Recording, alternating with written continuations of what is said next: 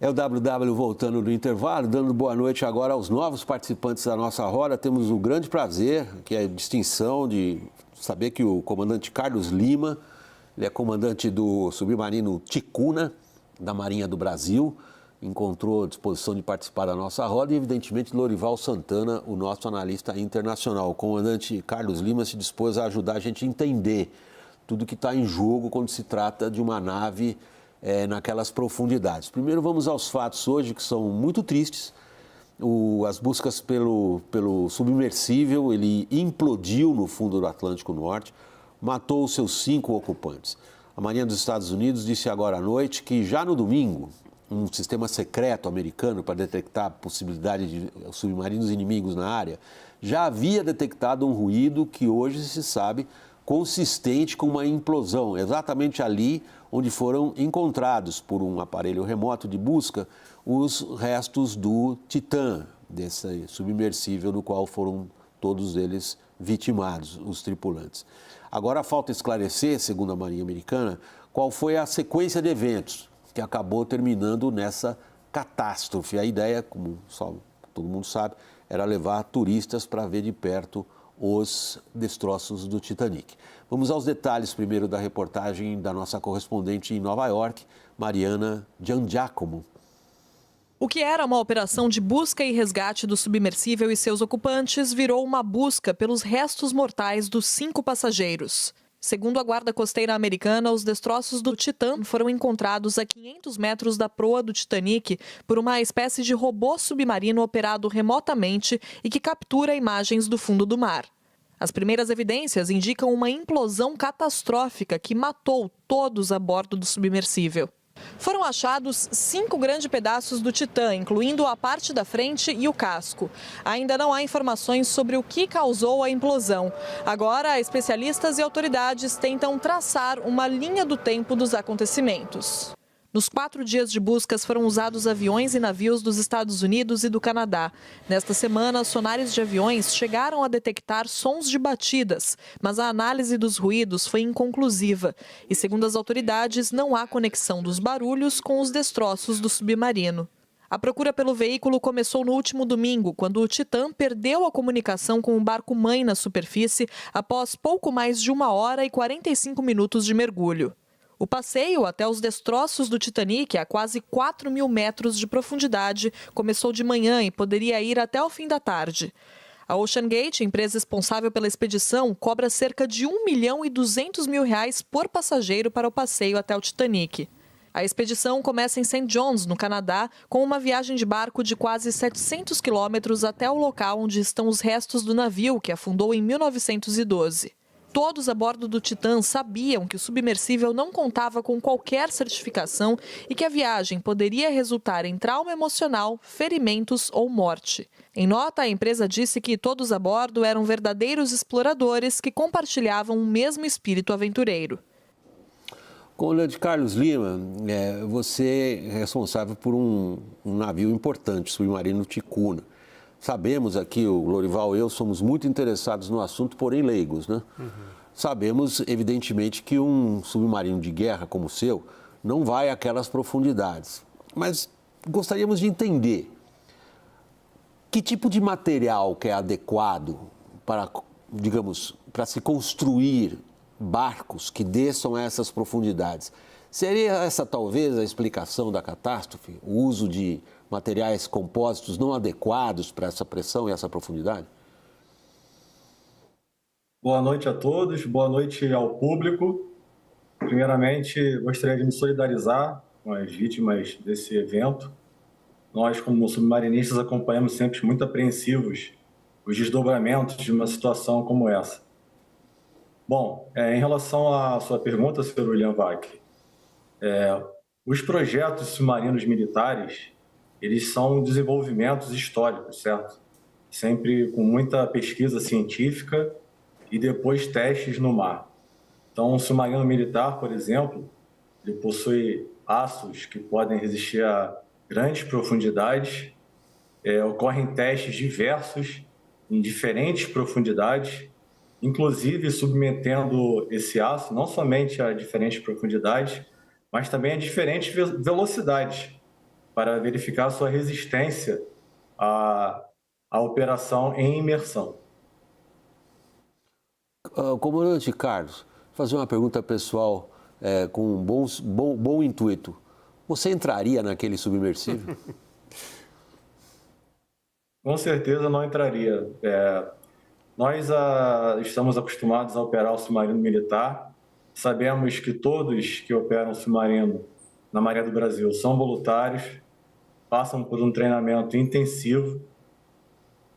Oficiais e praças são submetidos a avaliações psicológicas, avaliações de saúde, avaliações de desempenho que permitem a operação do submarino com segurança, de acordo com as profundidades que o projeto do submarino permite.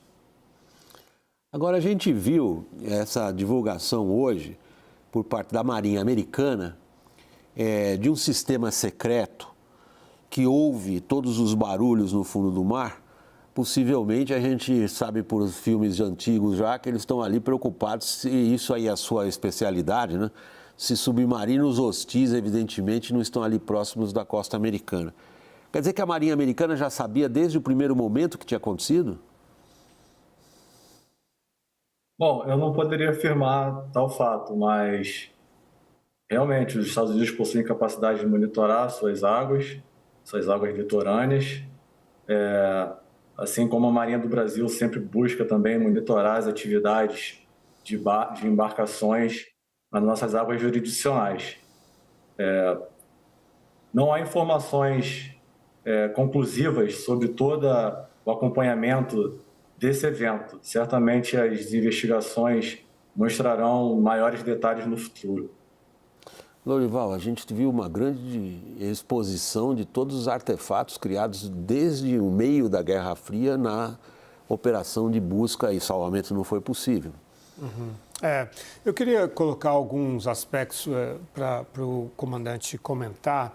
Em primeiro lugar, que o material, né, que normalmente, pelo que eu li, esses submersíveis são feitos de uma espuma sintática, né, que são polímeros com macromoléculas e tal, e esse foi feito com uma fibra de carbono com uma liga de titânio, e o dono da empresa, que morreu, disse claramente numa entrevista que era para economizar, que era mais barato dessa forma. Depois a forma dele, né, que era um tubo em vez de uma esfera perfeita. Normalmente os submersíveis são esferas. Em terceira, a forma como ele operava. Uma pessoa que mergulhou nele, foram 46 pessoas que mergulharam entre 2021 e 2022, contou que durante a descida e a subida, 2 horas e meia de descida, 2 horas e meia de subida, a bateria, as luzes eram desligadas para economizar bateria, né? E então, assim, e que havia muito atrasos, às vezes, porque tinha problemas com a bateria, tinha problemas com o sistema de pesos que formam o equilíbrio da nave. Ou seja, há um conjunto de elementos aí que parecem dar a ideia de um projeto muito precário, né? Queria que o senhor comentasse se realmente são sinais de que era uma nave mais arriscada do que outras desse mesmo tipo. Essa questão é uma questão muito relevante. Os submarinos militares, por exemplo, eles possuem projetos testados, como eu já comentei, projetos que são frutos de avanço, de entendimento do comportamento de materiais quando em imersão, quando submetido a altas pressões. Além disso, os submarinos militares eles possuem uma capacidade robusta de navegação em imersão, de forma a estar o tempo todo com a certeza bem próxima da certeza absoluta de qual é a posição do submarino em relação ao fundo do mar, que pode ocorrer um choque no fundo do mar, bem como em relação a contatos na superfície. Além disso, os sistemas do submarino normalmente buscam redundâncias. Então, por exemplo, nesse veículo submersível, ele tinha uma certa capacidade de velocidade. De 3 nós, parece a velocidade máxima de acordo com fontes abertas. A velocidade é um elemento importantíssimo para um veículo submersível em uma emergência, de forma que ele possa rapidamente sair de uma profundidade muito grande e vir para uma profundidade mais rasa, mais próxima à superfície e reduzir as pressões sobre o casco, de forma a permitir um tempo maior de reação a qualquer emergência. Comandante, 3 nós, para a gente ajudar o nosso público a entender, é mais ou menos a velocidade de alguém andando com certa rapidez. 3 nós vai dar mais ou menos 5,5 km por hora. Isso para as pessoas terem uma ideia de quão lento era esse submersível, mesmo considerando ele operando embaixo d'água. Agora, quanto à pressão, que a gente sabe da literatura, dos filmes, de todo o interesse por submarinos militares, é possível, no seu caso, por exemplo, existe algo que indica para a tripulação do submarino que ele está excedendo a sua capacidade de mergulho? Muito boa pergunta. Essa capacidade nossa de estar em imersão é verificada todo o tempo por diversos equipamentos. Sejam equipamentos que monitoram a atmosfera do submarino, que monitoram, por exemplo, o percentual de oxigênio a bordo, o percentual de gás carbônico a bordo, seja por meio de equipamentos que monitoram a nossa capacidade de produzir e preservar aguada a bordo, água potável, seja a capacidade de manter a condição de energia a bordo. Os submarinos militares, no caso do Brasil, operam com baterias. Essas baterias são continuamente monitoradas quanto à sua temperatura e à sua carga, ou seja, a capacidade que a bateria tem de manter os sistemas vitais do navio funcionando. Todos esses são aspectos que são levados em consideração durante a operação do submarino em imersão, por um amplo grupo de militares em serviço 24 horas por dia a bordo do submarino. Alguma coisa mais? Tem um aspecto interessante agora que, diferentemente do mundo da aviação, que existe toda uma estrutura, né, para fazer depois, fazer a investigação, né, das causas de um acidente como esse.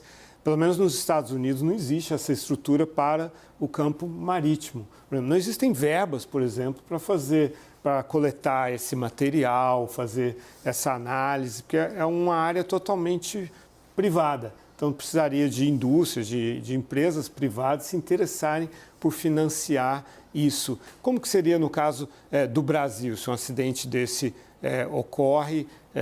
Seria a cargo da Marinha que faria essa investigação? Comandante.